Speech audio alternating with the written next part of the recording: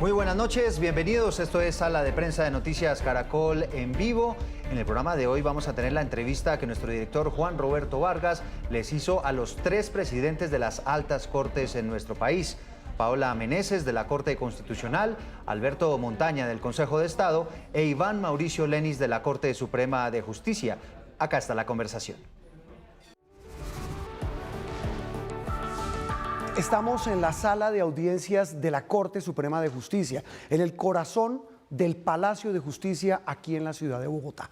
Y es un honor para mí poder estar aquí con los 3 representantes de los 3 altos tribunales de justicia en Colombia. Bueno, le cuento que hace rato, yo creo que esto no es muy común ver a los presidentes de las 3 altas cortes, las 3 más altas cortes en Colombia, la que vigila que se cumpla la Constitución, la más alta instancia de la justicia ordinaria y el máximo tribunal de lo contencioso administrativo, aquí reunidos para hablar de un tema que yo creo que es fundamental para la vida de los colombianos y es la justicia.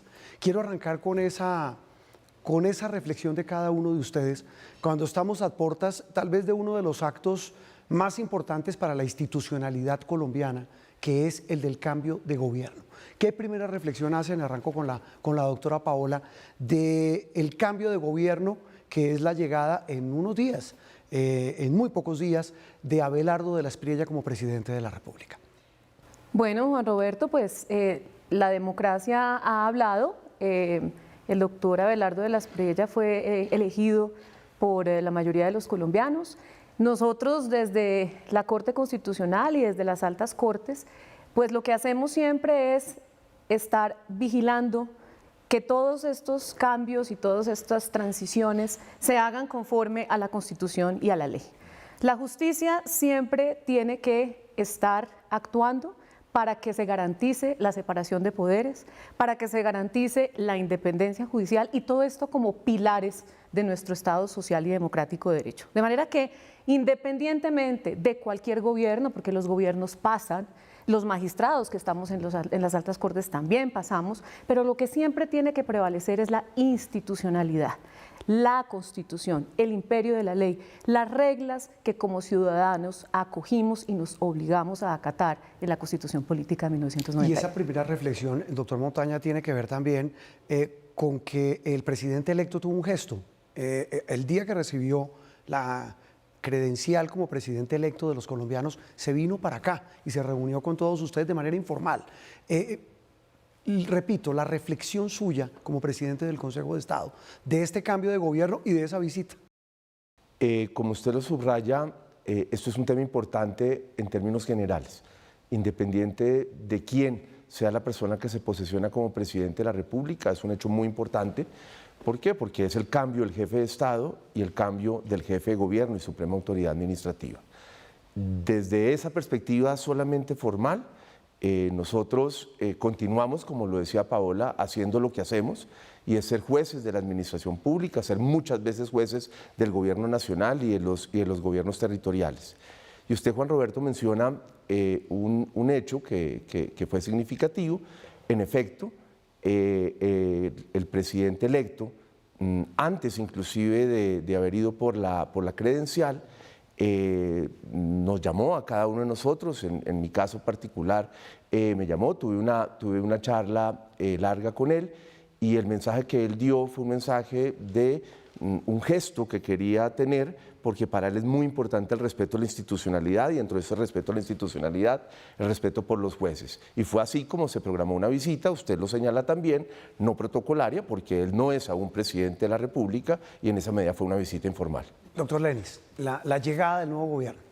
Pues la justicia va a seguir siempre cumpliendo su rol como un garante sereno del orden constitucional y legal.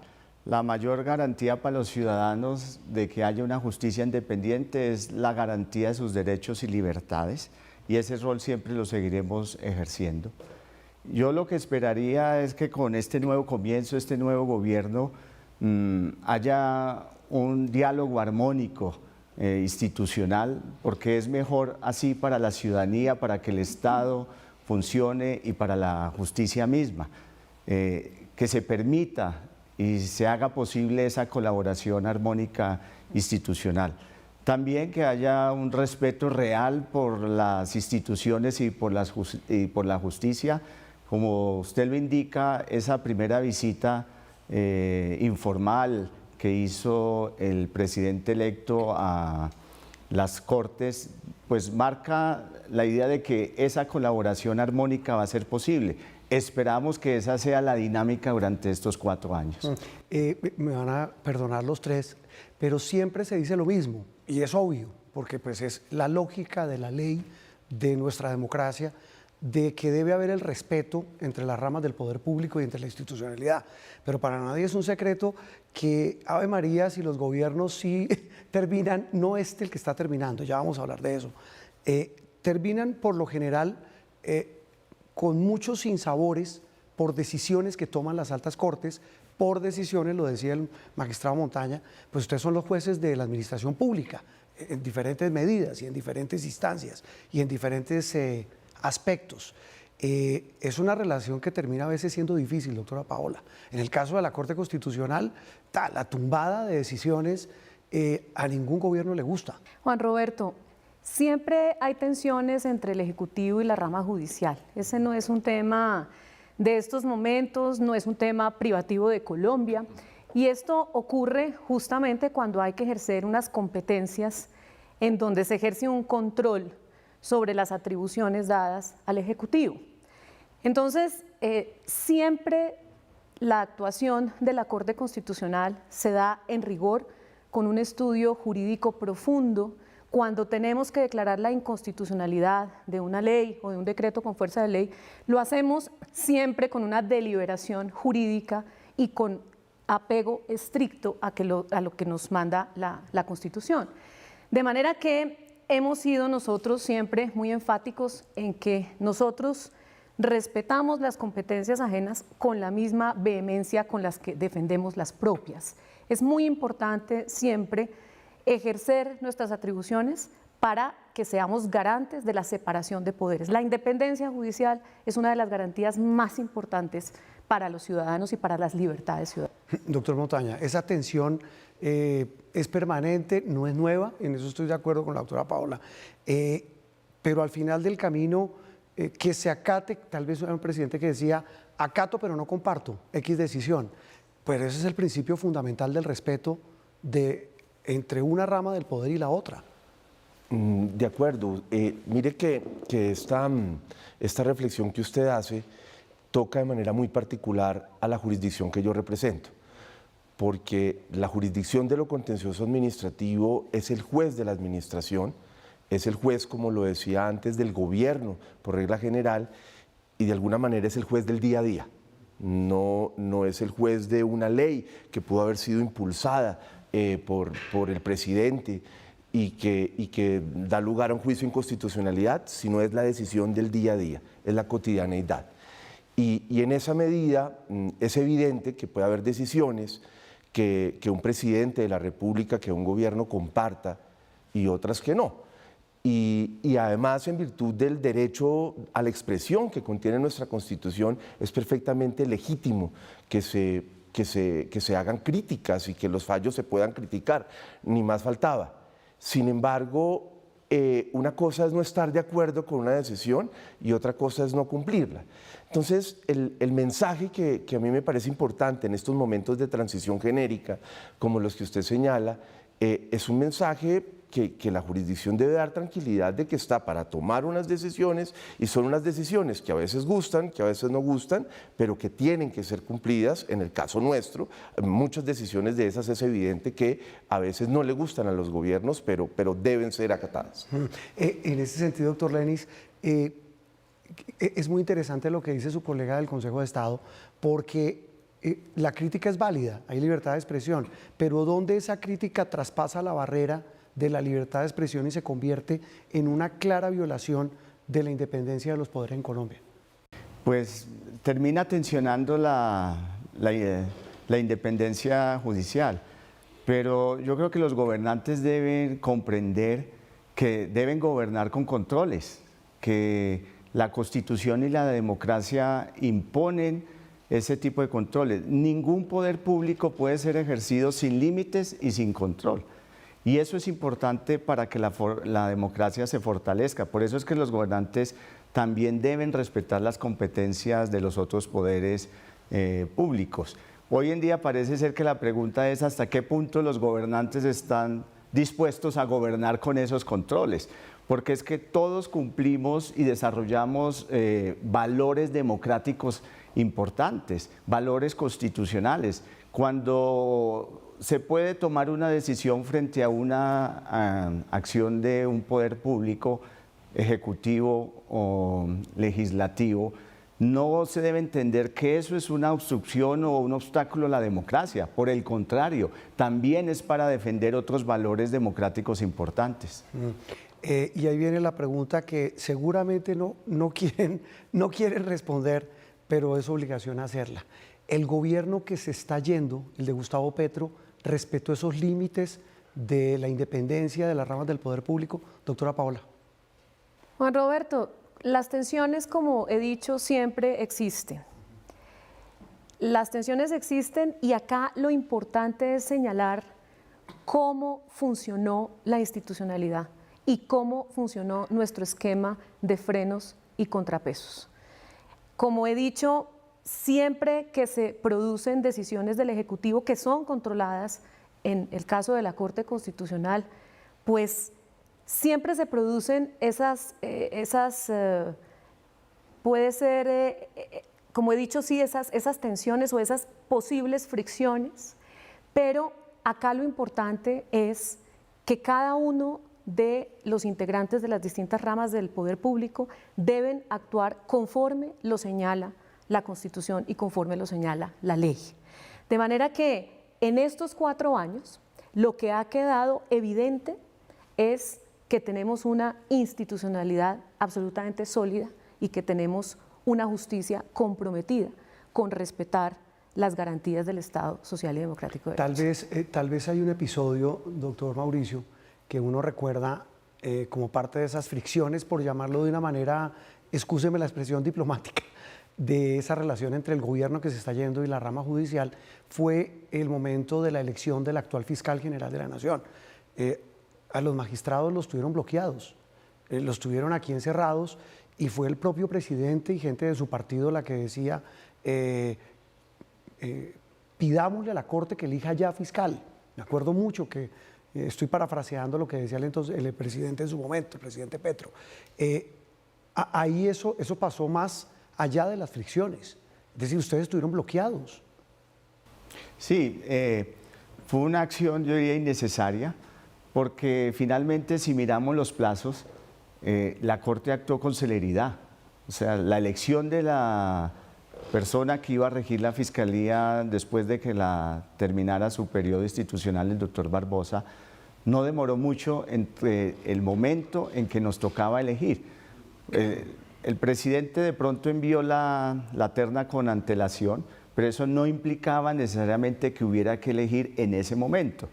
Si estaba en ejercicio el fiscal, lo importante era que una vez cumpliera su mandato, no quedara por un periodo muy largo la Fiscalía sin un nuevo director, y la Corte actuó con celeridad. Ese hecho fue así, fue desafortunado, y yo agregaría lo siguiente: en este gobierno sí una característica es que no se facilitó ese diálogo armónico, ese diálogo institucional de manera armónica. Eso fue tensionado. Doctor Montaña, recuerdo que ustedes, tanto el Consejo de Estado como las Cortes, en conjunto emitieron comunicados en este periodo de gobierno que está terminando, donde pedían respeto a la institucionalidad de la rama judicial del poder público en Colombia.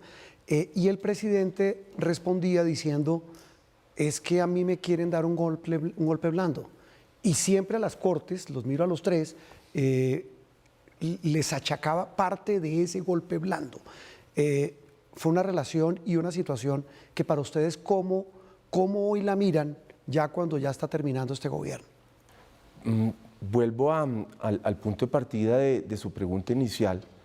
En mi opinión, sería contraevidente decir que hubo unas relaciones armónicas por completo. Y sería contraevidente porque, como usted también lo señala, el Consejo de Estado en particular y la rama judicial en general hubo de hacer manifestaciones públicas llamando a la cordura y llamando al respeto por las decisiones judiciales.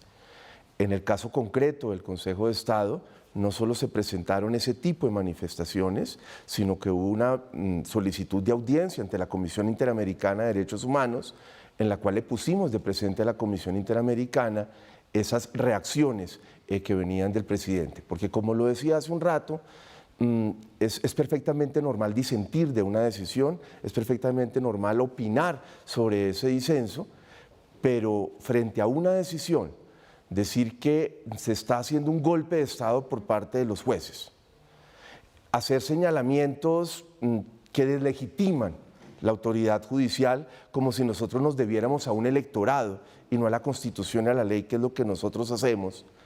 En materia de designación, por ejemplo, que el Consejo de Estado tome la decisión de anular la designación de alguien y que a los pocos días se profiera un decreto cambiando los requisitos para que esa persona siga ahí, en mi opinión, no son reacciones normales. Eso fue la Superintendente de Industria y Comercio, me acuerdo. Sí, señor. Sí.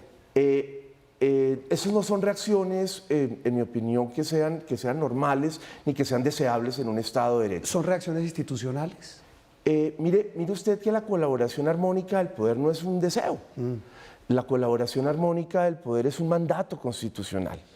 Y entonces, cuando una rama del poder está haciendo lo suyo, pues lo que uno espera como rama del poder y lo que esperamos en muchas oportunidades del Consejo de Estado es que más allá del disenso se tratara de una reacción respetuosa frente a la decisión judicial, y ello infortunadamente a veces no ocurrió. Y ahí, doctora Paola, viene, para redondear este tema, algo interesante, y es que no solo en este gobierno, en muchos siempre se genera, en el caso de la Corte Constitucional, la suspicacia de que como los gobiernos designan o postulan magistrados, dicen, no, es que llegaron 1 o 2 o 3 nuevos que son de la cuerda o de la tendencia ideológica del gobierno de turno. Pero me quedo con una frase suya: al final del camino los magistrados se van y las instituciones quedan. Igual pasa en todo lado, en toda institución.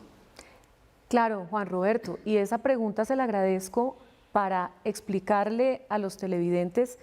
La Corte Constitucional está conformada por 9 magistrados. Y son 9 magistrados que tenemos un origen distinto por la misma previsión constitucional. El constituyente lo quiso así, y además somos 9 personas que pertenecemos a distintas ramas del derecho, precisamente por los temas tan variados y tan diversos que llegan a la Corte Constitucional. Y somos elegidos por ternas. Unos de nosotros por ternas de la Corte Suprema, otros del Consejo de Estado y otros del Presidente de la República. Pero mire, Juan Roberto, cuando un magistrado llega a la Corte Constitucional, se debe únicamente a la Constitución política. Yo quisiera que la ciudadanía supiera cómo se toman las decisiones al interior de la Corte Constitucional. Somos un cuerpo de 9 magistrados pensando distinto, pluralista, pero todos pensando en el país. Y una de las cosas más interesantes de la Corte es precisamente la visión de cada magistrado. De manera que ese tema del origen, ese tema de quién lo ternó, mire, nos debemos Pero es una todos visión jurídica, no política. Nosotros tenemos una visión exclusivamente jurídica. De cómo llegamos, el mismo constituyente lo estableció.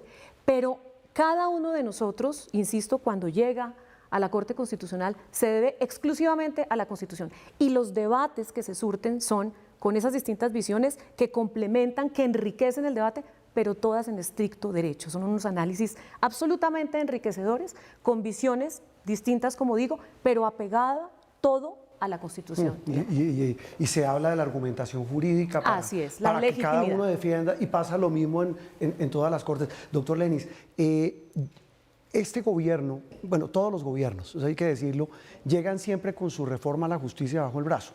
Todos dicen, hay que hacer una reforma a la justicia. Y aquí quisiera entrar en un tema, lo hablábamos con la doctora Paola antes de empezar la entrevista, y con los tres, y es que independientemente de las discusiones sobre la independencia de la rama judicial, que no puede estar en discusión, estoy de acuerdo con ustedes tres, porque pues son un baluarte de la democracia, también es cierto que si hay un tema que le duele al colombiano de a pie, es el tema de la justicia. Una reforma a la justicia, ¿qué debe tener en concepto suyo? Y se lo pregunto porque ya este gobierno ha anunciado, hay que hacer algunos cambios para hacer más ágil la administración de justicia. En el caso suyo y en el caso puntual de la Corte, que en el día a día tiene que ver mucho con administración de justicia, ¿qué debería tener esa reforma, doctor Lenis? Bueno, nosotros, Juan Roberto, hemos avanzado mucho en todas las Cortes en un proceso de modernización de la justicia para hacer que la justicia sea más cercana y más oportuna. Hay problemas evidentes en la administración de justicia, pero que no dependen exclusivamente de nosotros. Hay una alta conflictividad y hay una alta litigiosidad. De pronto debemos revisar ese tema de esa alta conflictividad, por qué están llegando tantos casos que en principio algunos no tendrían que llegar a la justicia y que pudieran ser solucionados por mecanismos alternos de solución de conflicto. Ahí también habría que mirar esos mecanismos alternos porque en algunos casos no están siendo, digamos, tan efectivos como se espera, pero en realidad hay alta conflictividad y alta litigiosidad. Se acude mucho a la justicia por muchos temas. Entonces eso produce también una congestión y ese es un problema real, pero nosotros estamos trabajando. Ahí estamos haciendo uso de de estas tecnologías para tratar de mejorar nuestros tiempos de respuesta y mejorar en todos los procesos. Pero es un proceso que todavía está ejecutándose y que ha producido, digamos, buenos resultados, pero esa alta congestión todavía no la hemos podido Hoy un juez en Colombia, contrarrestar. Un juez, digamos, de un despacho pequeño, doctor Mauricio, en promedio, ¿cuántos procesos puede tener en su despacho? Depende de las áreas y depende de las competencias, pero puede tener 300, 400, algunos 2000, y eso es complicado. Pero se viene trabajando en ese tema y en materia penal y en materia laboral, nosotros hicimos 2 reformas importantes en el año 2025 que fueron iniciativas de la Corte Suprema de Justicia y hoy están dando resultados para mejorar los procesos y recortar los tiempos. Mire que en materia penal hoy se empieza la posibilidad de que las terminaciones anticipadas de los procesos puedan darse a través de las figuras del allanamiento, el principio de oportunidad, la reparación integral o los acuerdos, pues están dando resultado. Tal vez una reforma posible es que ahí hay unas restricciones y no opera para todos los delitos. Pudiéramos pensar en ampliar esas posibilidades de generar esas acciones de terminaciones anticipadas para un mayor número de delitos o para todos, como se había pensado cuando comenzó el sistema penal acusatorio en 2005. Esa es una idea y eso tiene... Esa posibilidad incluye medidas de justicia restaurativa. Entonces, ese es un punto.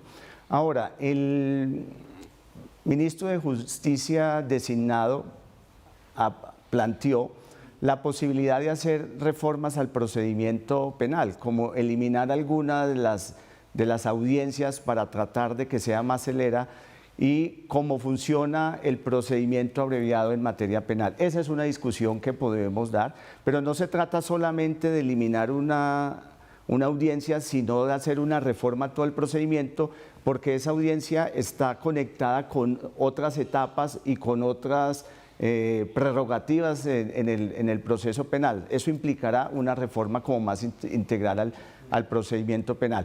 Pero nuestro compromiso es hacer, y estamos que la justicia sea más cercana y más oportuna, que le llegue al ciudadano y también tratar de que esos métodos alternativos de solución de conflictos sean más efectivos. Doctor Montaño, lo mismo, ¿qué hacer para agilizar la justicia, que sea más, como dice el doctor Lenis, más cercana y más rápida para la gente? Yo parto de una premisa y es que si bien los jueces en general y las altas cortes en particular tenemos un rol importante cuando quiera que se habla de una reforma a la justicia y creo que debemos ser oídos y debemos plantear ideas cuando se presente un proyecto, sea de parte nuestra o de otra parte de ese estilo, creo también que debemos ser muy prudentes. ¿Por qué? Porque son reformas que tienen que ver con nosotros, tienen que ver con el día a día. Entonces, por ejemplo, si los temas de reforma tienen que ver con periodos constitucionales de magistrados de alta corte, o con funciones electorales, que es un tema que tradicionalmente sale a relucir si debemos continuar con algunas funciones electorales, principalmente la Corte Suprema de Justicia y el Consejo de Estado. En eso debemos ser prudentes porque son normas que tienen que ver con nuestro quehacer y con nuestro día a día. Pero también debemos ser participativos, sobre todo en los problemas y en lo estructural. Para nadie es un secreto que sin duda el problema estructural que vive la justicia más importante es la congestión. Y ahí hay que hacer y ahí hay que tomar medidas. Hablo en concreto de la jurisdicción de lo contencioso administrativo. A través de reformas legales se han producido descongestiones importantes. Le doy un ejemplo. En materia de responsabilidad del Estado, que es el día a día, esos casos de masacres, esos casos en los cuales a veces hay unión entre la fuerza pública y grupos al margen de la ley, que no es deseable, pero ocurre en esas muertes de personas dadas por caídos en combate, mal llamados falsos positivos. En eso hay unos avances muy significativos en descongestión, al punto que hoy la sección tercera del Consejo de Estado, yo me atrevería a decir que en cuestión de unos 2 años puede estar al día. Cuando se demoraba antes 5 o 6 años. Lo que era impensable antes, donde había términos de 7, 10 años. Pero ha ocurrido algo, y es que los jueces individuales, que además este año cumplen 20 años de creación, ellos sí se han congestionado más. Entonces nada hacemos si en la parte de arriba, si en la alta corte se genera una descongestión y abajo se está congestionando cada vez más. Por eso le preguntaba por cuánto un juez normal, cuántos procesos, un juez digo normal, un juez de un municipio tiene en su despacho una cantidad, porque también aquí se critica mucho la ineficiencia de la justicia, pero vaya usted a ver un pobre juez, a un fiscal, la cantidad de casos que tiene en su despacho, o sea, es que es imposible. Justamente en este balance de los 20 años nos hemos encontrado con jueces individuales que tienen 5.000 procesos. No, eso no. Entonces, y además el soporte que tiene un juez administrativo en cualquier parte del país es un soporte de trabajo muy pequeño. Los que somos magistrados de altas cortes tenemos unos equipos muchísimo más sólidos, muchísimo más grandes, es decir, la tenemos más fácil en ese día a día. Entonces creo que ese tema de congestión, que es un tema estructural, hay que verse sobre todo desde allá, desde el juez de las pequeñas causas, o en el caso de los jueces administrativos de las causas que tienen montos más pequeños. Esa es la causa del día a día. Vuelvo al mismo ejemplo, es el juez de las víctimas, por ejemplo, del conflicto armado. Sí, doctora Paola, y otro tema que sí congestiona es la tutela, y a ustedes en la Corte Constitucional sí que le llegan tutelas, ni qué decir, por ejemplo, el tema de la salud, que ha sido uno de los sectores más golpeados en estos últimos años del gobierno Petro. ¿Qué hacer con la tutela? Juan Roberto, esa es una gran pregunta. Mire, nosotros en la Corte, y les recuerdo a la audiencia, tenemos 2 funciones primordiales. Una es el control de constitucionalidad, y otra es la revisión de las tutelas que se profieren en el país. Y esa segunda, siendo la primera muy importante, la de constitucionalidad, por supuesto, pero esa segunda es la que toca con los derechos fundamentales del ciudadano de a pie. ¿Cuántas tutelas al año tiene que tramitar la Corte? Mire, nos están llegando al día en promedio 5.650 tutelas diarias para revisar. ¿Diarias? Diarias. ¿Eso tiene unos términos? Claro, eso tiene unos términos, pero además cada mes hay 2 magistrados que se seleccionan aleatoriamente para hacer parte de una sala de selección y tienen que revisar, o tenemos que revisar cuando quiera que nos corresponde, un rango que va aproximadamente entre 80.000 y 100.000 tutelas. Entonces es un trabajo que por supuesto ha desbordado la capacidad instalada de la Corte. ¿En cuánto tiempo esas 80.000, entre 80.000 y 100.000 tutelas? Tenemos cada mes que revisar entre 80.000 y 100.000 tutelas para determinar cuáles vamos a seleccionar. Pero este es el punto, Roberto, cuando empezamos a recibir entre 5.650 tutelas y más a veces al día, pues se superó la capacidad instalada de la Corte. ¿Qué supone eso? Acudimos al Consejo Superior de la Judicatura y tenemos unos cargos transitorios para un plan de choque, de descongestión. Porque claro, al llegar tantas tutelas al día, pues lo que tiene que ver con la radicación de esas tutelas, es decir, el reparto para ver si se seleccionan, pues se ha visto atrasado. Entonces, ya estamos en ese plan de descongestión. En junio pudimos bajar un poco esas que están pendientes. Tenemos en este momento aproximadamente 226.000 tutelas pendientes de erradicar para hacer la selección. Es una labor hermosa, pero es una labor también que implica muchísima responsabilidad, porque lo que hacemos es detectar entre esa cantidad de tutelas aquellas que representan una vulneración flagrante del derecho fundamental que no fue bien decidida o necesitamos dar línea. Y usted ha tocado un tema importantísimo y es la salud, el derecho a la salud. Es el segundo derecho que más tutelas tiene, el primero es el de derecho de petición, luego viene la salud. Y, por supuesto, la Sala de Seguimiento en Salud a la sentencia T-760 del 2008, pues ha funcionado bastante bien, aportando dentro de las competencias judiciales, pero tenemos un problema estructural en materia de salud. Y ese tema ha hecho que el número de tutelas se incremente sustancialmente. Entonces, estamos nosotros trabajando a toda máquina en la Corte para poder hacer esta labor de selección. Con otro tema adicional, Juan Roberto, y es que el decreto 2591 del 91, que es el que rige la tutela, señala en su artículo 33 que las tutelas que a los 30 días no se hayan descartado para revisión tendrán que ser falladas. ¿Qué quiere decir eso? Que cuando se radican, pues tenemos 30 días para decidir, o si no, se entienden seleccionadas. Entonces, ese es un proceso complejo, pero estamos con todo el compromiso de la Corte para cumplirle a los ciudadanos. Hablando de tribunales, doctor Mauricio, y hablando de justicia, y fue tema de campaña, el tema de la JEP, de la Justicia Especial para la Paz, creada al amparo del acuerdo de paz suscrito entre el gobierno y las extintas FARC.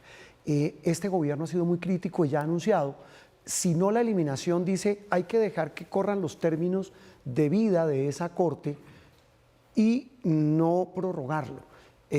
Para usted como presidente de la Corte Suprema de Justicia, ¿qué ha significado la JEP? A ver, Juan Roberto, la JEP significó un consenso nacional en esa búsqueda por lograr la paz. La paz y la justicia y la protección a las víctimas no son excluyentes. Desde la justicia creemos que debe haber un equilibrio entre la paz y la justicia. Y en esa idea, pues aquí, aunque hubo disensos, finalmente se logró un consenso en ese sentido y la JEP tiene unos plazos.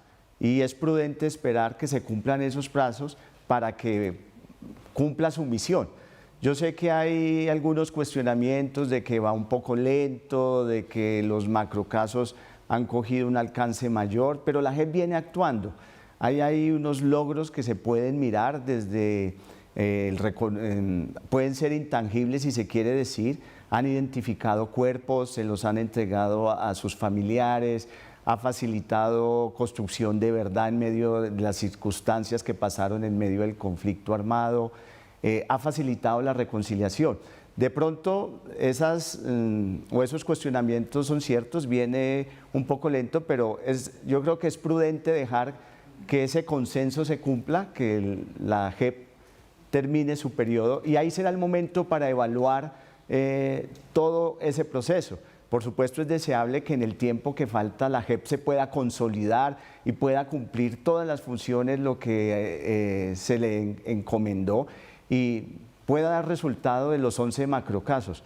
En ese sentido, y así lo dijo el ministro de Justicia designado, que también están de acuerdo en que se cumplan los plazos, y yo creo que eso es prudente. Lo que está en discusión, pero eso es una discusión que no hay que darla ahora, diría yo, no es necesario anticiparla, es cuando se cumplan esos pasos, pues vamos a mirar si es momento de hacer la prórroga como lo establece la Constitución.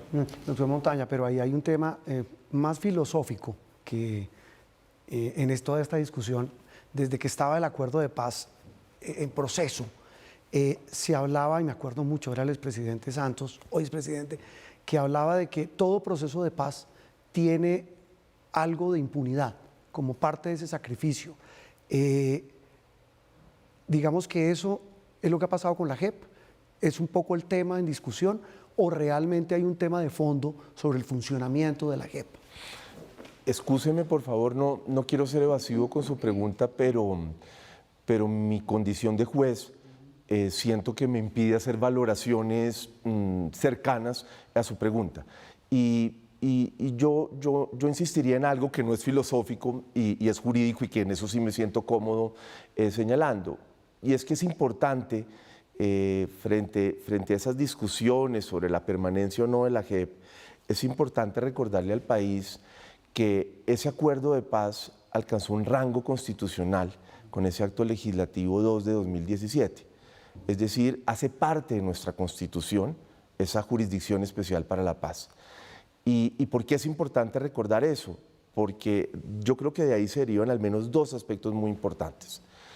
El primer aspecto, que para terminarla, para acabarla, para reformarla, para ajustarla, muchas veces se van a necesitar reformas constitucionales. No bastará una reforma legal, sino se necesitan reformas constitucionales con todo lo que ello implica. Y en segundo lugar, que el tema que trasciende, que yace en la lógica de la JEP, que es esa justicia transicional, no es una política de gobierno, es una política de Estado. ¿Y por qué refiero a una política de Estado? Porque esa reforma constitucional supone un compromiso de todos los órganos del poder público y no solamente del Ejecutivo. Hace poco, en un foro que organizó la Contraloría General de la República para conmemorar la implementación del Acuerdo de Paz, ahí poníamos de presente cómo ha habido una cooperación a veces explícita y a veces implícita entre la jurisdicción de lo contencioso administrativo y la Justicia Especial para la Paz. Es decir, desde la perspectiva nuestra hay aprendizajes importantes de la Justicia Especial para la Paz, sobre todo a quienes somos jueces de responsabilidad, como es mi caso que pertenezco a la sección tercera del Consejo de Estado, y creo que lo mismo ha ocurrido en la JEP. Es decir, decisiones nuestras han sido importantes para la construcción de esos macrocasos. Entonces, excúseme si de pronto soy un poco evasivo, pero me parece importante subrayar esos asuntos no filosóficos, sí jurídicos de la jurisdicción especial. Doctora Paola, hace poco se cumplieron 35 años de nuestra Constitución, pero qué aporreada esta Constitución. Yo quiero saber, hoy, 35 años después, y usted como cabeza hoy de la tribunal que vela porque se cumpla nuestra Constitución, la han cercenado mucho, la han aporreado mucho nuestra Constitución. ¿Cómo se defiende esa Constitución que usted nos regaló un libro ahora y es muy distinto del de hace 35 años? Juan Roberto, nuestra Constitución es una Constitución frente a la cual yo daría un balance muy positivo, 35 años después. Siempre va a haber posturas y siempre va a haber críticas que son absolutamente respetables, pero nuestra Constitución convirtió a Colombia en una democracia pluralista, participativa, democrática y puso la dignidad humana en el centro de toda actividad constitucional. Pero adicionalmente, y creo que de cara al ciudadano que nos está viendo, la Constitución le dio voz a quienes no tenían voz y le dio al ciudadano de a pie una herramienta poderosísima que es la acción de tutela. De manera que yo lo que diría 35 años después es que es una Constitución viva, es una Constitución que se aplica además a los cambios que ha tenido la sociedad y que por supuesto tiene algunos mecanismos allí previstos que pueden permitir reformarla, etcétera, pero es un balance absolutamente positivo. Desde la Corte Constitucional estamos plenamente convencidos de nuestra misión de ser guardianes absolutos de lo que dispone nuestra Constitución del 91. Doctor Lenis, en este corte de cuentas, y pues ustedes dirán, no, este corte de cuentas lo tiene que hacer cada cabeza de cada entidad, pero en el caso puntual de la Corte Suprema tiene mucho que ver su trabajo con el de la Fiscalía General de la Nación. ¿Cómo ha sido ese trabajo? ¿Cómo ve usted la gestión de la Fiscalía hoy, que ha estado en el ojo del huracán muchas veces? La tildan, así como a la JEP, de demorada en tomar decisiones en casos donde ahí están las pruebas, ahí están los elementos, casos puntuales de corrupción como la unidad de gestión de riesgo, por mencionar uno. Pero para usted, repito, que en el día a día, como lo menciona el doctor Montaña, tiene mucho que ver en el trabajo con la Fiscalía. ¿Cómo lo ve? Bueno, yo creo que la Fiscalía viene actuando. Hay evidencia de algunos casos que ha logrado resolver de manera expedita y rápida. Usted recientemente algunos casos que tuvieron impacto nacional, uno puede ver que la Fiscalía, cosas que no se había logrado antes y esclarecer al menos algunas circunstancias en delitos que fueron de preocupación nacional. Hay un trabajo armónico con la fiscal y, digamos, yo creo que hay esa sensación en algunos sectores y creo que en los medios de que la fiscalía de pronto es demorada o que no viene actuando. Y eso tendría que ver más con la forma de comunicación que la fiscalía emplea para mostrar sus resultados. La fiscal ha dicho en repetidas ocasiones, y creo que ustedes lo conocen, que ella prefiere más fiscalía que fiscal.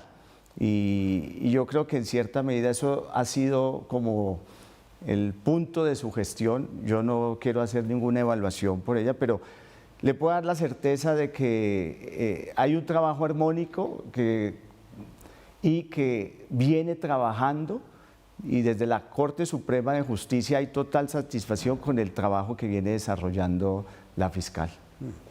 Pues mire, creo que agotamos, hay mucho tema, pero yo creo que el sentido de esta charla con ustedes tres ha sido hablar de esta transición de gobierno, de hoy, del papel de la justicia, y de verdad que hay unas reflexiones muy interesantes de los tres.